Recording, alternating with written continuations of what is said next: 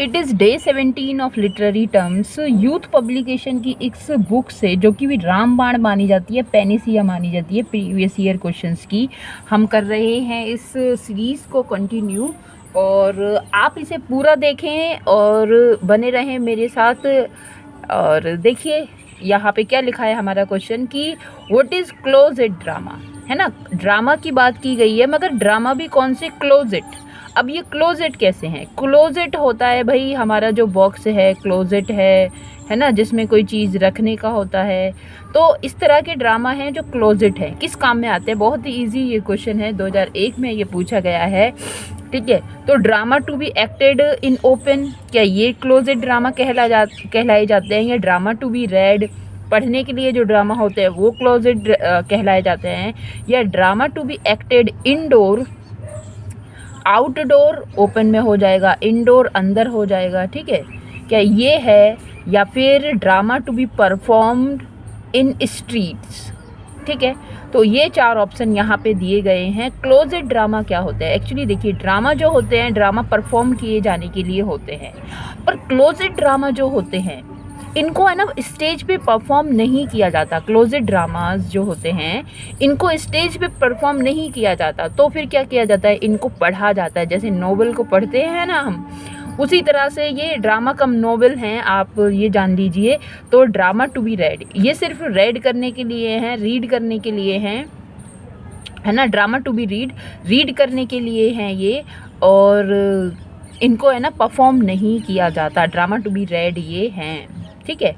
तो ये हमारा ऑप्शन जो बी है ये है करेक्ट। और यहाँ देखिए एक्सप्लेनेशन इसका क्या लिखा है कि a closet drama is written in a closet drama is written in form of a drama, ठीक है। ये लिखा तो ड्रामा की फॉर्म में ही जाता है ना, उसमें सीन वगैरह सब दिखाए जाएंगे, but it is intended to be read rather than to be perform, कि इसका इंटेंशन ये होता है लेखक का कि इसको रीड किया जाए, परफॉर्म करने के बजाय इन द थिएटर, है ना, थिएटर में परफॉर्म करने के बजाय इसको रीड किया जाए। और जो मिल्टन का सैमसन एगनिस्ट है, सेले का प्रोमीथियस, अनबाउंड है, ये जो ड्रामाज हैं, ये ड्रामा कैसे हैं? क्लोजेट ड्रामा की श्रेणी में ये आते हैं। नेक्स्ट क्वेश्चन है the terza rhyme is a stanza of 4 line, 3 line, 5 line, 2 line. Terza rhyme, है ना। तो ये जो टर्जा राइम स्टेंजा है, स्टेंजा को हमने डिस्कस किया है इससे पहले भी, है ना, स्टेंजा के बारे में हमने डिस्कस किया है।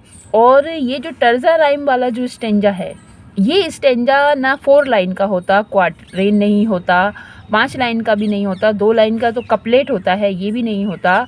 टर्जरा राइम में 3 लाइन होती हैं, टर्जरा राइम में 3 लाइन होती हैं। और स्टेंजा के बारे में डिटेल में भी मैंने वीडियो लेक्चर में आपको बताया है, आप चाहें तो ये जो स्टेंजाज हैं इनके बारे में आप देख सकते हैं, ठीक है। Terza rima it is variation of tercet, है ना।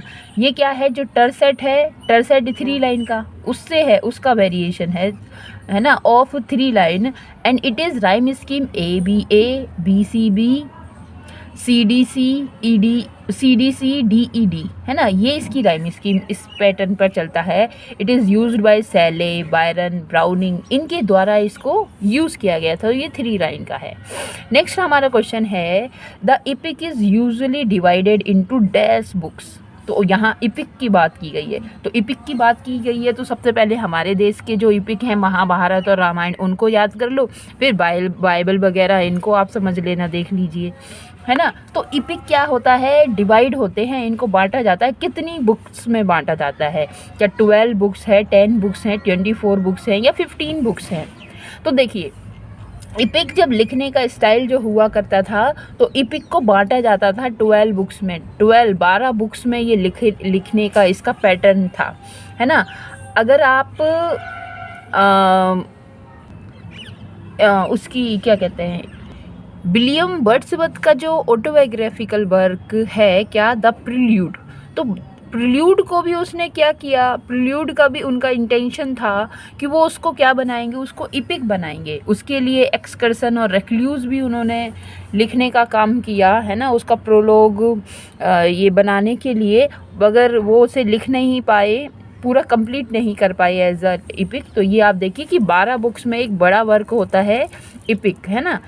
तो यहाँ देखिए क्या एक्सप्लेनेशन लिखा है कि it is long narrative poem, ये एक लंबी नरेटिव पोइम होती है, वर्णन होता है इसमें, generally divided into 12 books. Homer की epics, Homer's epic are divided into 12 books and 12 books each, and Milton also divided his paradise lost into 12 books, है ना। और मिल्टन ने भी अपनी जो पैराडाइज लॉस्ट है इसको 12 बुक्स में डिवाइड किया है। It deals with the military exploits, deeds of valor of some national hero or some person of nation, even international importance। तो ये मिलिट्री के जो एक्सप्लॉइट्स है ना, डीड हैं, जो कारनामे हैं, उनको दिखाता है। डीड्स ऑफ वेलर, जो बहादुरी वगैरह उनकी जो डीड्स कार्य हैं उन्हें दिखाता है। नेशनल, इसमें हीरो होता है ना। और ये क्या होता है, सम पर्सन ऑफ नेशनल, हाँ, और इवन इंटरनेशनल इम्पोर्टेंस भी इसकी इपिक्स की होती है। अब देखिए नेक्स्ट क्वेश्चन बड़ा अच्छा है, स्पेंसेरियन स्टेंजा कई बार आ चुका है ना। और अब ये पीजीटी 2013 में भी आया, 2013 में। तो स्पेंसेरियन स्टेंजा में कितनी लाइन होती हैं, वहाँ हमने टर्जुरा राइम देखा, यहाँ स्पेंसेरियन, तो स्पेंसेरियन स्टेंजा तो 4 लाइन, 8 लाइन्स या 6 लाइन्स या फिर 9 लाइन्स। तो देखिए आपको याद भी आ गया होगा, रिपीटेड ये क्वेश्चन है, तो सोच लीजिए, इसको इम्पॉर्टेंट मार्क कर लीजिए। स्पेंसेरियन स्टेंजा, इसमें कितनी लाइन होती है, इसमें 9 लाइन होती हैं।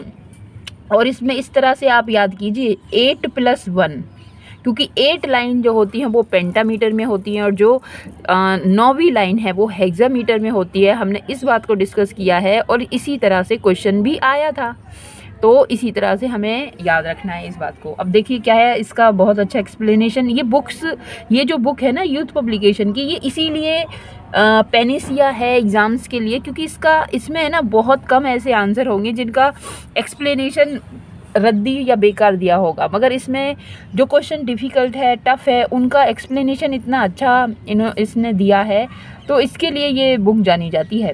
लिखा है कि the Spenserian stanza was invented by Edmund Spenser. Spenserian stanza जो है इन्वेंट किया, किसने इन्वेंट किया, एडमंड स्पेंसर ने इन्वेंट किया। It is a stanza of 9 line, और ये स्टेंजा है कितनी लाइन का, 9 लाइन का।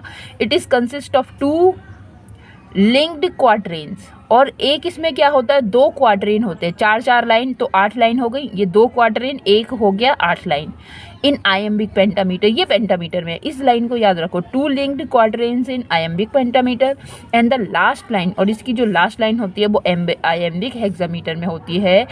और उस आयम्बिक हेक्सामीटर कह लो या फिर एलेक्जेंड्राइन कह लो, देखो 2 अलग अलग है ना, एलेक्जेंड्राइन और स्पेंसेरियन अलग अलग है, इनको याद रखना, ठीक है।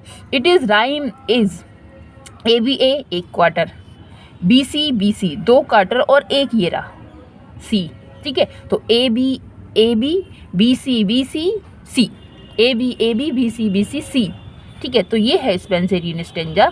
Spencer used this for the first time in the fairy queen में फर्स्ट टाइम इसने यूज़ किया है। थॉमस कैसल ऑफ इंडोलेंस, इसमें उसने यूज़ किया है बायरन का चाइल्ड, ये तो चाइल्ड नहीं, चाइडे हेरोल्ड, और पिलग्रिमेज, और कीट्स का even of the eve of saint Agnes, Shelley's का एडोनियाज है, और टेनिसन का the lotus eater have been written in the Spenserian stanza. और इतने सारे जो अब ये रोमांटिक और पोस्ट रोमांटिक पीरियड के ये जो राइटर हैं इनके द्वारा लिखे गए हैं स्पेंसेरियन स्टेंजा में, तो स्पेंसेरियन स्टेंजा ही इतना इम्पोर्टेंट हो जाता है हमारे लिए। बहुत अच्छा क्वेश्चन है। इससे पहले हम इनको UGC नेट टाइप में ये क्वेश्चन आए हैं, पढ़ पढ़ पढ़ के आ रहे हैं हम इसको, अब ये हमारे लिए बहुत ईजी बन गए हैं। क्या कि blank verse is, blank verse है, ब्लैंक वर्स क्या है भाई? तो राइम्ड आयम्बिक पेंटामीटर है या अनराइम्ड आयम्बिक पेंटामीटर है या डॉक्टाइल ट्रेटामीटर है या एनापेस्टिक हेक्सामीटर है? नहीं, ब्लैंक वर्स में पेंटामीटर होता है पर राइम नहीं होती। देखो ब्लैंक वर्स और फ्री वर्स है ना, ब्लैंक वर्स और फ्री वर्स दोनों में अंतर क्या है? फ्री वर्स में ना मीटर ना राइम, फ्री वर्स में ना ही मीटर है ना ही राइम है, पर ब्लैंक वर्स में मीटर है पर राइम नहीं है। ठीक है, मीटर तो है पर राइम नहीं है। तो मतलब लास्ट में जो हम कहते हैं ना राइम को मैच करते हैं, ठीक है, जाता है खाता है सो, तो मतलब जो लास्ट में हम जो लाइन को जो करते हैं वो नहीं है इसमें, बाकी मीटर तो इसमें ब्लैंक वर्स में होता है। तो राइम्ड होता है या अनराइम्ड होता है? जब राइम नहीं है तो अनराइम हो गया ना, तो हमारा ये जो बी है तो ये आंसर हमारा हो जाएगा करेक्ट। अब देखिए क्या एक्सप्लेनेशन लिखा है कि blank verse is used unrhymed verse especially especially unrhymed iambic pentameter, इसको याद रखें। Most frequently used in English dramatic epic and reflective words, और सबसे ज़्यादा शेक्सपियर ने इसको यूज़ किया है। अब बड़ा ही क्वेश्चन है, अच्छा क्वेश्चन है, किसके? आइम्बस कंसिस्ट ऑफ। तो आइम्बस जो है ना ये मीटर है, आइम्बस जो है ये मीटर है, और नहीं मीटर नहीं है, ये सिलेबल है। जैसे कि हम कह रहे हैं ना आइएम्बिक पेंटामीटर, तो उसमें पेंटामीटर में 5 बार होगा तो वो पेंटामीटर, पर वो है क्या? आइएम्बिक। तो आइएम्बिक वो उसको एडजेक्टिव बनाया है, जो कि नाउन क्या है? आइम्बस है। आइम्बस में क्या है? इसमें 2 सिलेबल होते हैं। आइम्बस में क्या कितने सिलेबल होते हैं? 2 सिलेबल होते हैं। उन 2 सिलेबल में पहला अनस्ट्रेस होता है और दूसरा स्ट्रेस होता है। पहला अनस्ट्रेस होता है और दूसरा स्ट्रेस होता है। तो इन 2 सिलेबल से मिलकर आइम्बस आइम्बिक सिलेबल बनता है। अब यहाँ देखिए ऑप्शन कि कौन सा हमारा करेक्ट है। वन असेंटेड, असेंटेड कह लो या फिर अनस्ट्रेस कह लो, एक ही बात है। ठीक है, one unaccented syllable followed by an accented one. हाँ भाई ये वाली बात तो सही लग रही है, जैसा कि मैंने अभी यहाँ बताया ही है। One accented syllable followed by unaccented नहीं, पहले असेंटेड नहीं आता, पहले अनअसेंटेड आता है, तो ये तो गया कट। और क्या लिखा है? टू अनअसेंटेड नहीं, टू अनअसेंटेड सिलेबल तो फिर स्पॉन्डी और फेरिक में आते हैं। टू अनअसेंटेड तो स्पोरिक हो जाएगा और टू असेंटेड फेरिक हो जाएगा, तो ये भी गलत है। मीटर क्या कहते हैं आप देख सकते हैं, मैंने इसको एक्सप्लेन किया है तो इसकी प्लेलिस्ट है वहाँ पर। ठीक है, तो ये हमारा आंसर है ए।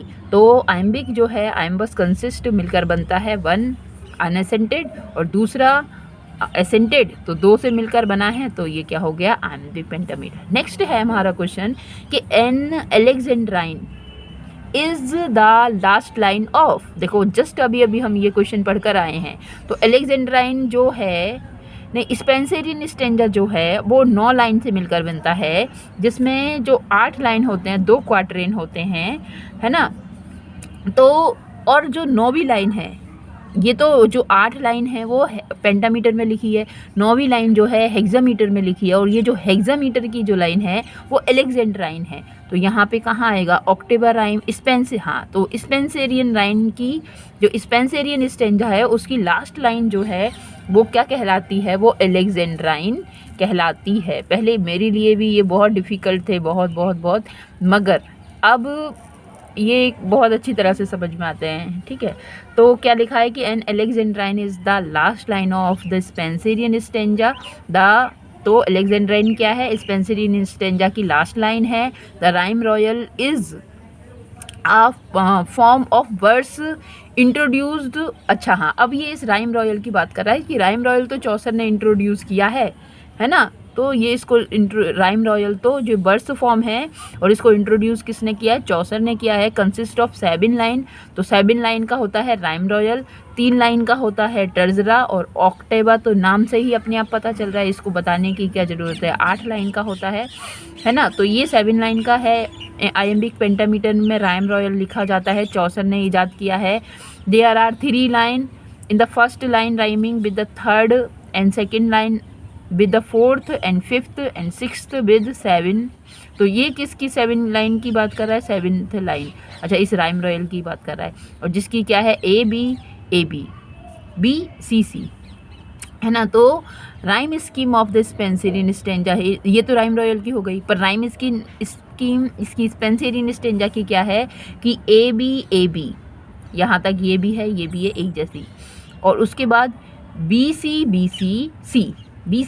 सी, तो ये आप इसको याद रखें।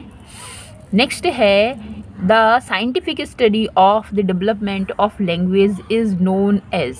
तो साइंटिफिक स्टडी है किसकी, डेवलपमेंट ऑफ लैंग्वेज की, क्या मानी जाती है कि मॉर्फोलॉजी कहा जाता है, पिलियंटोलॉजी कहा जाता है, या बिब्लियोग्राफी कहा जाता है, या फिलोलॉजी इसे कहा जाता है। तो जो लैंग्वेज की जो साइंटिफिक स्टडी है इसको फिलोलॉजी कहा जाता है। इसे क्या कहा जाता है, इसे फिलोलॉजी कहा जाता है। तो philology the scientific study of the development of language. Next हमारा क्वेश्चन है birth place of sonnet is, बहुत ही अच्छा और इजी क्वेश्चन है ये। तो कहाँ से सोनेट डिराइव्ड होते हैं, बर्थ प्लेस सोनेट का क्या है। तो सोनेट का जो बर्थ प्लेस है वो इंग्लैंड भी नहीं है, फ्रांस भी नहीं है, ग्रीस भी नहीं है, इनका बर्थ होता है इटली से, है ना। इनका बर्थ होता है इटली से। और बड़ा ही एक अच्छा एक्सप्लेनेशन यहाँ पर दिया हुआ है हमारे पास का कि a sonnet is a poetic form which originated in Italy. ठीक है, तो पोइटिक फॉर्म है, ओरिजिनेटेड होता है इटली में। गियाकोमो डा लेंटिनी, इसको याद रख लो, 2 बार इसको बोलो कि गियाकोमो डा लेंटिनी, गियाकोमो डा लेंटिनी, ये भी इटली का जो नाम है। Is created with its invention, is credited, इनको इसका जो क्रेडिट जाता है इसके इन्वेंशन का, क्या, सोनेट को इन्वेंट करने का। ठीक है, the term sonnet is drive from Italian word sonetto. It is poem 14 line की होती है which follows the rhyme scheme and specific structure. इसका एक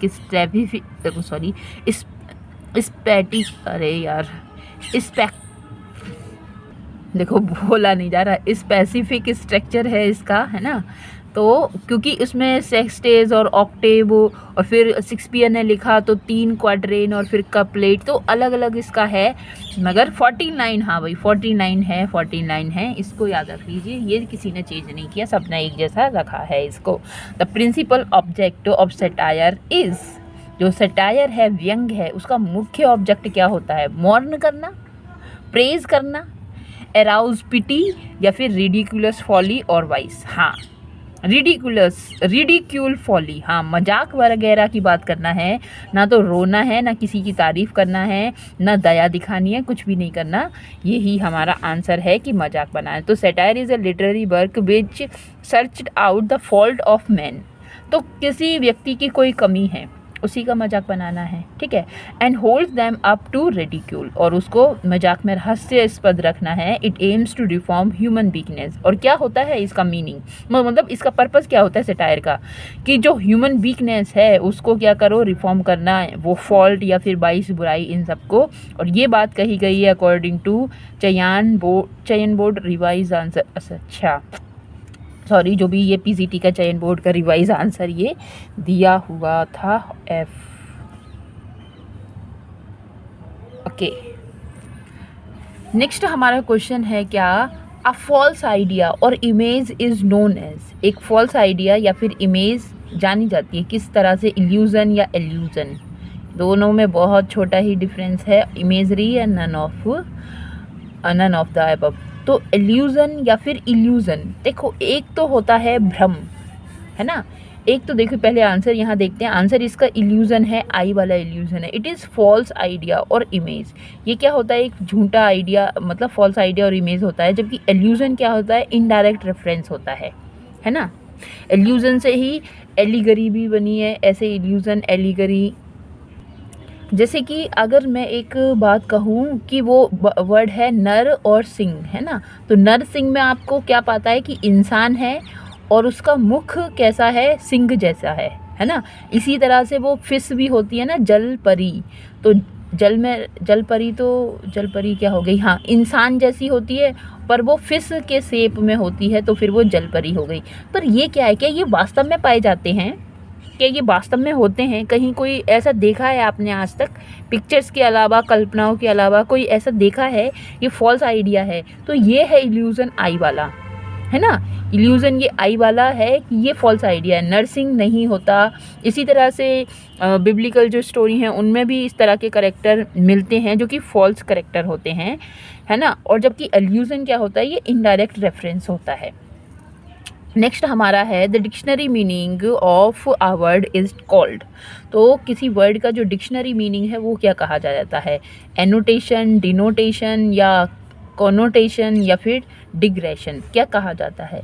तो ये कहा जाता है क्या? डिनोटेशन। क्या? डिनोटेशन। तो डिनोटेशन का मतलब क्या होता है कि denotation it suggest the literal meaning, है ना। जो शब्दों का मीनिंग है, literal meaning, it suggest the literal meaning of the word और phrase as they appear in the dictionary, जो कि डिक्शनरी में दिखता है ना। तो शेर का मतलब शेर होता है, लॉइन मतलब लॉइन, ये इसका डिनोटेशन है, ठीक है।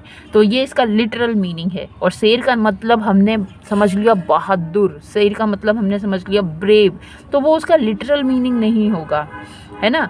तो वो कैसा मीनिंग होगा? अब यहाँ पे चलो और भी है, ये क्या लिखा है? कोनोटेशन क्या है? It suggest the implied meaning. जैसे इम्प्लाइड सिमिली होती है ना, इनडायरेक्ट इम्प्लाइड मीनिंग, थोपा गया जो मीनिंग है ऑफ वर्ड। तो वो जैसे शेर को, किसी को शेर कहा और उससे सजेशन मिल रहा है क्या कि वो बहादुर है या फिर ब्रेव है ना, इस तरह का मिल रहा है, तो वो उसका कोनोटेशन हो जाएगा। एनोटेशन है critical analysis of writing. Connotation एक अलग हो गया, किसी भी राइटिंग का क्रिटिकल एनालिसिस क्या एनोटेशन हो जाएगा। और जबकि डिग्रेशन क्या है? अ डाइवर्जन फ्रॉम सब्जेक्ट, कोर्स और आइडिया।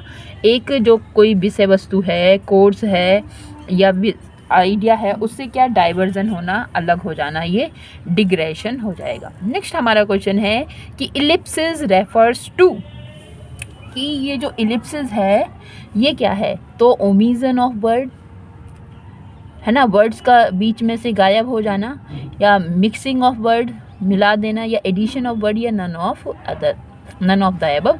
तो इसका जो आंसर है वो है क्या? Omission of words. इस तरह से आपने देखा होगा बीच बीच में से कोई वर्ड्स छोड़ दिए जाते हैं। तो इलिप्सिस क्या होता है? इट इंडिकेट्स, और ये 2 TGT 11 में आया है ना। तो it indicates that words have been omitted in a text और मिसिंग और इलिजिबल। तो यहाँ पे मिसिंग वर्ड्स की ये बात कर रहा है, या फिर इलिजिबल की, जो पढ़े ना जा सके, है ना। नेक्स्ट है using softer sound words to avoid bluntness. बहुत ही इजी है ये। और इसको क्या कहते हैं भाई? कुछ हार्श वर्ड्स कहने के बजाय उसी बात को तुम किसी सॉफ्ट साउंड में, सॉफ्ट वर्ड्स में कहते हो, उस तरीके को क्या कहा जाता है? क्या यूफेमिज्म कहा जाता है, यूफीज्म कहा जाता है, या एसोनेंस कहा जाता है, या रिसोनेंस कहा जाता है? तो इसका आंसर है, इसे हम क्या कहेंगे? यूफेमिज्म कहेंगे। इसे हम क्या कहेंगे? यूफेमिज्म। तो यूफेमिज्म क्या है? यूजिंग सॉफ्टर साउंड वर्ड्स, है ना, टू अवॉइड ब्लंटनेस और वल्गरिटी को अभद्र शब्द कहने की बजाय हम सॉफ्ट साउंड या उन वर्ड्स को यूज़ करें, तो ये तो यूफेमिज्म हो गया, ठीक है। और जैसे कि हम किसी के कहते हैं ना कि भाई वो मर गया, तो मर ना गया, इस मर की जगह कुछ और अच्छा वर्ड, एक गुजर गया, है ना। तो ये यूफेमिज्म है। यूफेमिज्म और यूफीज्म क्या होता है? ये तो यूफेमिज्म हो गया। ये यूफीज्म क्या है कि an ornate style of writing, कि राइटिंग का एक ऐसा स्टाइल जहाँ फिगर ऑफ स्पीच है, टर्म्स हैं, लिटरेरी टर्म्स हैं, ऑर्नेट उसे किया है, ऑर्नामेंटेड उसे क्या है? सजाया है, तो वो यूफीज्म हो जाएगा। तो दोनों को याद रखें अंतर। नेक्स्ट है 7 लाइन, अभी हम पढ़ कर ही आए हैं। तो 7 लाइन भाई किस में होती हैं? यूज्ड मिडीवल पोइट्स है टाइम के, वो से यूज़ किया करते थे। तो 7 लाइन ट्रेजरा राइम में होती है, इसमें तो 3 हमने पढ़ी हैं। टेट्रा राइम में होती हैं, तो इसी टेट्रा से ही तो टर्जा का है, तो ये भी 3 होती हैं। टेट्रा में भी, टेट्रा मीटर है ना, इस मीटर में 3 सिलेबल होंगे, सॉरी तो यहाँ पर टेट्रा है ना, तो टेट्रामीटर की हम बात करें, देखो ट्राईमीटर होता है 3, तो ये मीटर है, राइम नहीं है, ये मीटर है। अब ये जो टेट्रामीटर है इसमें 4 का होता है, इसमें 4 फीट होते हैं, है ना। टेट्रामीटर में क्या होता है, 4 फीट होते हैं। अच्छा, और यहाँ राइम रॉयल है और इंटरनल राइम है। इंटरनल राइम, राइम अंदर ही वर्ड्स में करेगा राइम, है ना। एक्सटर्नल राइम, इंटरनल राइम, आई राइम, इस तरह की राइम है बहुत सारी, तो वो भी हमने डिस्कस किए हैं, आप चाहें तो उसे देख सकते हैं डिटेल में। तो ये जो 7 लाइन स्टेंजा है राइम रॉयल, ये होता है। तो देखिए इसका एक्सप्लेनेशन क्या है कि rhyme royal it is known as the Chaucerian stanza of 7 iambic pentameter. तो राइम रॉयल चौसेरियन स्टेंजा, और इसमें 7 आयम्बिक पेंटामीटर इसमें लाइन होती हैं। तो एक लाइन, 2 लाइन, 3, इस तरह से 7 लाइन होती हैं, और अंदर जो सिलेबल होते हैं वो क्या है, पेंटा पर है, ठीक है। Chaucer used it in the Canterbury Tales, और चौसर ने इसको कैंटरबरी टेल में यूज़ किया है। It was also used by Shakespeare, rape of the Lucrece, और विलियम मॉरिस के द्वारा अर्थली पैराडाइज में इसको यूज़ भी किया गया है।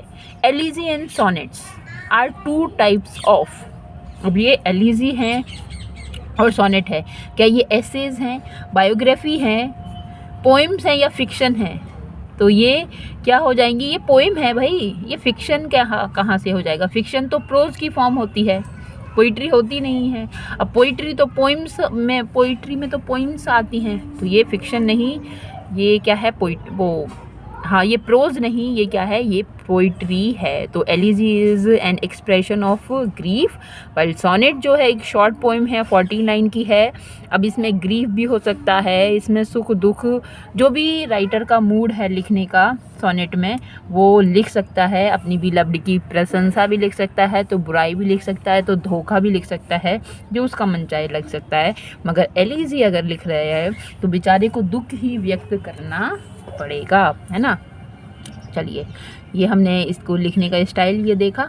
आगे देखिए कि in literature point of view refers to, तो मतलब पॉइंट ऑफ व्यू का क्या मतलब है, ये वाली बात इसने कही है कि who the main character is, when and where the story takes place, point of view, है ना। और who is telling the story, या फिर द ऑब्स्टेकल्स, व्याधाएँ, है ना, परेशानियाँ, hurdles, the obstacle the main characters must overcome.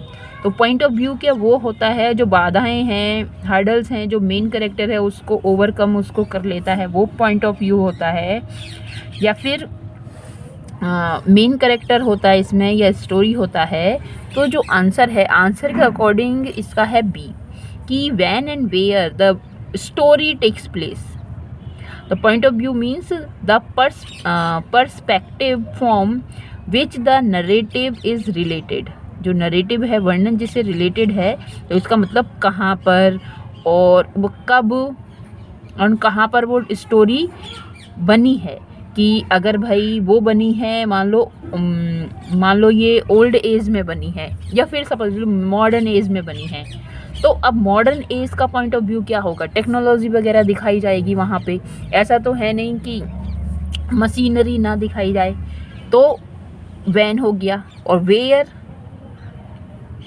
जहाँ पर क्या कहते हैं, वो प्लेस को ही दिखाया जाएगा जो मॉडर्न से रिलेटेड है।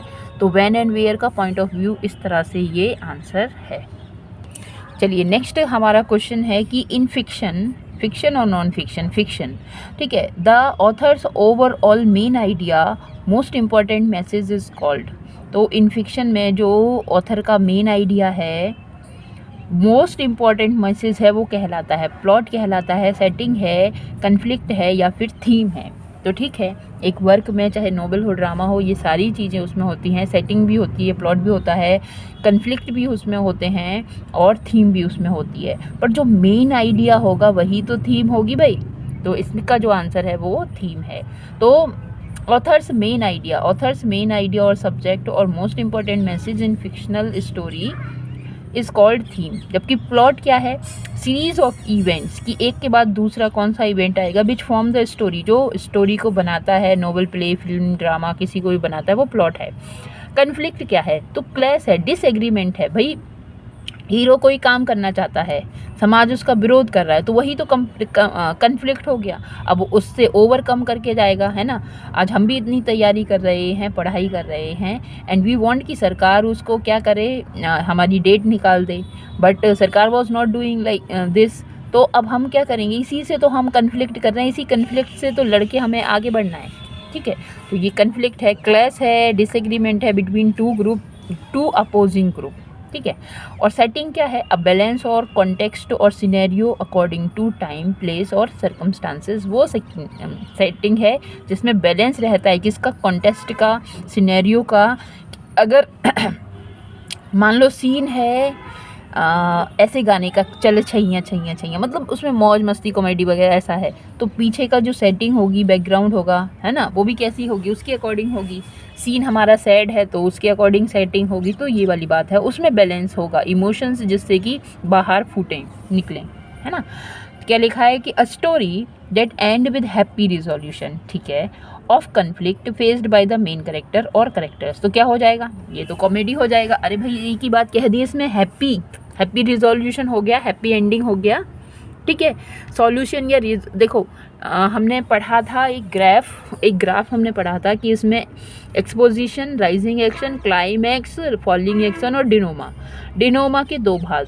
ट्रेजेडी हुई तो कैटास्ट्रॉफे, कॉमेडी हुई तो सॉल्यूशन। अब यहाँ रिजोल्यूशन लिखा है, सॉल्यूशन एक ही बात है, और हैप्पी सॉल्यूशन। तो ये तो क्या हो गया, ये तो कॉमेडी हो गई।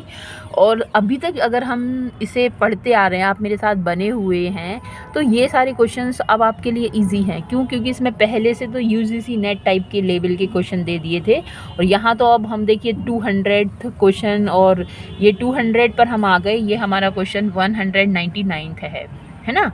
तो अब इतना हम जब पढ़ के आ गए हैं तो ये अब हमें इजी लग रहा है, क्योंकि पहले हमने यूजीसी टाइप वाले जो थे नेट वाले, वो हमने सॉल्व कर लिए हैं। अब ये झारखंड वगैरह, ये टीजीटी पीजीटी, है ना, डीएसएसबी, टीजीटी पीजीटी, इनसे रिलेटेड क्वेश्चन यहाँ पर आ रहे हैं। तो यहाँ देखिए क्या लिखा है इसके बारे में, इसका एक्सप्लेनेशन कि a comedy is a fictional work, ठीक है। ये एक फिक्शनल वर्क है ना, मतलब इमेजनरी पे डिपेंड होता है कॉमेडी या ट्रेजेडी, ये सब, इन विच द करेक्टर और their discomfitures engage our pleasurable attention. वो एंगेज करता है, हमारा अटेंशन ले लेता है, rather than our profound concern, हमारा गहरा प्रोफाउंड कंसर्न, चेतना जो है। And the action turns out happily, और जो एक्शन है वो हैप्पीली, वो टर्न आउट बदल जाता है हैप्पी सीन में फॉर द चीफ करेक्टर, और चीफ करेक्टर हीरो के लिए। It is two type, classical comedy और रोमांटिक कॉमेडी। क्लासिकल कॉमेडी और रोमांटिक कॉमेडी, देखो क्लासिकल क्या होता है, रोमांटिक क्या होता है, इस पर भी मैंने डिस्कस किया है। तो क्लासिकल वो क्या कहते हैं, राइटिंग का स्टाइल है। जैसे क्लासिकल डांस में जो स्टेप कैसे करेंगे, वो इसका एक पैटर्न है भाई, ऐसे ऐसे ऐसे ऐसे आपको करना है। क्लासिकल राइटिंग में राइटिंग का भी ऐसा स्टाइल है कि क्या क्या लिखना है, कैसे लिखना है, क्या तरीका होगा। अरिस्टोटल ने डेफिनेशन दी है, तो उस पैटर्न पे लिखो। और रोमांटिक तो भाई फ्री हो, कैसे भी लिख लो, ये रोमांटिक है। नेक्स्ट है कि a poem consisting of 4 line, ठीक है, और 4 lines of a poem that considered as, तो कपलेट है, और या फिर क्वाड्रेन है, हैकू है, या फिर लिरिक है, ठीक है। अब लिरिक है, इसमें लाइन का कोई वो नहीं है, पर ये है कि ये जो पोएम होगी वो लायर एक गिटार जैसा एक इंस्ट्रूमेंट है, उस लायर पे गाई जाएगी। उसमें कोई इमोशन होगा, चाहे वो दुख का है, सुखी का है, फियर का है ना, लव का है, हेटरेड का है, कोई इमोशन होगा तो वो लिरिक हो जाती है। तो लिरिक, ये इसमें लाइन का कोई वो नहीं है, कितनी भी रख लो। हैकू जो पोएम है, इसमें ना उसका है, इसमें 3 मीटर की होती है, ये जापानीज़ फॉर्म है ये, तो ये भी नहीं है। 4 लाइन का ये दे रखा क्वाड्रेन है। कपलेट में 2 लाइन होती है, ठीक है। तो इसका एक्सप्लेनेशन देखते हैं क्या लिखा है। A poem of 4 line units is the quatrains. ST Coleridge, ancient mariner, Keats का लावेल डेम्सन मर्सी। और ये पोएम है, इसके एग्जाम्पल हैं किसके, क्वाड्रेन के। और यही नहीं, बहुत सारे और भी हैं। लिखा है father of our country, the great emancipator are examples of. तो ये एग्जाम्पल हैं किसके, एनालॉजी के हैं, एलिगरी के हैं, एपिथेट के हैं या फॉइल के हैं। फॉइल कैरेक्टर होते हैं, है ना, फॉइल कैरेक्टर, कोई उतार चढ़ाव नहीं होता। जैसे कि हेमलेट का पोलोनियस है, उसका फादर, किसका फादर, उसकी ओफेलिया का फादर, फॉइल कैरेक्टर माना जाता है। स्टार्टिंग में ही मर जाता है, आगे स्टोरी उससे रुकती थोड़ी ना है, या उसकी वजह से एक्शन का रिएक्शन भी नहीं होता, ठीक है। चलिए, एलिगोरिकल जो वर्क होते हैं वो कैसे होते हैं कि कहते तो कुछ हैं पर वो कहना कुछ और चाहते हैं, छुपा हुआ मीनिंग उनमें होता है ना। जैसे कि एनिमल फॉर्म है तो वो एलिगरी है। एनालॉजी एक अलग टर्म है, जबकि इसके लिए ना एपिथेट है, ये इसका आंसर एपिथेट है। और एपिथेट होता है एडजेक्टिव। एक फिगर ऑफ स्पीच आपने पढ़ा होगा, ट्रांसफर्ड एपिथेट, ट्रांसफर्ड एपिथेट। और उस ट्रांसफर्ड एपिथेट में क्या होता है कि जो एडजेक्टिव है जो कि दिया जाना चाहिए किसी सजीव चीज़ के लिए होता है, या दिया जाना चाहिए उसको, दे दिया जाता है किसी निर्जीव चीज़ के लिए। जैसे कि ट्रांसफर एपिथेट का सबसे अच्छा उदाहरण है हैप्पी बर्थडे। तो बर्थडे हैप्पी नहीं है भाई, तुम हैप्पी हो, ठीक है। तो वहाँ तो ये तो मैंने एपिथेट बताया, एपिथेट का मतलब होता है एडजेक्टिव। और ये देखो, father of nation, Mahatma Gandhi कौन है, हमारे फादर ऑफ आवर नेशन है, हमने उसको ये एडजेक्टिव दे रखा है ना, ठीक है। तो ये वाली बात है। द ग्रेट इमेंसिपेटर या इस तरह के एग्जेक्टिव हम पर्सन्स हैं, जैसे कि हमने वल्लभ भाई पटेल को भी दे रखा है ना, और भी बहुत सारे हैं खैर। तो मगर मेरा कहने का मतलब यहाँ पर देखिए, तो एक और ये वर्ड आप याद कीजिए एडजेक्टिव से, एक और वर्ड है इसी तरह का, वो मुझे पहले तो मुझे एपीग्राफ, वो एपिथेट, एपिटेफ, TAPF है ना, एपिटेफ, ये भी एक जैसे ही हैं ये, एपिथेट और एपिटेफ। ये मुझे इन दोनों में पहले बहुत कन्फ्यूज़न होता था, मगर अब यहाँ तो ये तो हो गया एडजेक्टिव। और एपिटेफ जो होता है ये PH से याद इसे रखा जाता है, जैसे ग्राफ, GRAPH, ग्राफ में क्या होता है, लिखना होता है, राइटिंग होता है। तो एपिटेफ में क्या होता है कि टूम, कब्र के ऊपर जो राइटिंग होती है ना, जैसे शेक्सपियर ने भी लिखवाई है अपनी टूम पर कि for good friend, for Jesus sake, forbear the man who वो spare the stone and curse the man who move my bones. Sorry, ये मैंने थोड़ा गलत ही बोल दिया, मगर इस तरह से आपको याद आ गया होगा। तो वो उनकी डूम पर लिखा हुआ, उनकी टूम पर लिखा हुआ, कब्र पर लिखा हुआ जो राइटिंग है वो एपिटेफ होता है, ठीक है। तो एपिटेफ, एपिथेट दोनों को याद रखना है। आगे बढ़ते हैं, क्या लिखा है, एपिथेट टर्म है यूज कैरेक्टराइज अ पर्सन और थिंग। फॉर एग्जांपल, हाँ देखो कितना है, सिल्वर स्नर्लिंग ट्रम्पेट, ये इनकी जॉन कीट्स की लाइन उस पर लिखा है टूम पर। और अलेक्जेंडर पोप की द ग्लिटरिंग ऑफ फैक्ट्स, ये लिखे हुए हैं। तो ये आगे बढ़ते हैं, और ये है 202nd क्वेश्चन हमारे इस आज के डे, यहाँ पर हम इसे एंड करेंगे। और लास्ट क्वेश्चन है आज का, क्या a type of comedy in which ridiculous of an stereotype character are involved in silly far-fetched situation। तो ऐसा क्या होता है, क्या फार्स है, फेबल है, पैरेबल है, या सेंटिमेंटल कॉमेडी है। तो भाई टाइप ऑफ कॉमेडी है, क्या पैरेबल और फेरेबल टाइप ऑफ कॉमेडी हैं? ये कॉमेडी नहीं है, ये मोरलिटी से रिलेटेड वर्क हैं, ये कॉमेडी ये नहीं है। अब यहाँ कॉमेडी है, फार्स भी कॉमेडी है, और फार्स कैसी कॉमेडी है, एग्जेजरेटेड फॉर्म है इस कॉमेडी की, है ना। तो क्या रेडिकुलस और ऑफन स्टीरियोटाइप जो करेक्टर हैं इन्वॉल्व होते हैं, जो सिली या फार फेस्ट सिचुएशन इसमें क्रिएट होती है, ये सेंटिमेंटल कॉमेडी नहीं है ना, ये क्या है, ये फार्स है, ठीक है। तो farce a funny play about ridiculous situation and events is farce. तो फार्स क्या है, एक फनी प्ले है। जिस तरह से कॉमेडी की एग्जेजरेटेड फॉर्म है जो कि फार्स है, उसी तरह से इसमें ना कुछ भी दिखाएंगे, बस उनका दिखाने वाले का लेखक का एम ये है कि भाई हमारे दर्शक हंसे, वो फार्स है। उसी तरह से ट्रेजेडी है, ट्रेजेडी में भी भाई लेखक इतना लिखेगा, इतना डर वगैरह दुख दिखाएगा, वो वाला कौन सा फॉर्म है, तो वो फॉर्म है मेलोड्रामा। तो एक इस फार्स को ट्रेजेडी के लिए और एक इस मेलो ड्रामा को याद रखें आप कॉमेडी के लिए। ये 2 नाम आपको याद रख लेने हैं, ठीक है। आज के लिए इतना ही। होप करती हूँ कि अच्छा आपको लगा होगा। बेशक ये बहुत लेंदी हो गया, 40 मिनट्स होने जा रहा है अब, है ना। तो मगर आपको समझ में आया होगा, अच्छा भी लगा होगा। लाइक शेयर सब्सक्राइब करके मुझे सपोर्ट ज़रूर कीजिए। Thank you.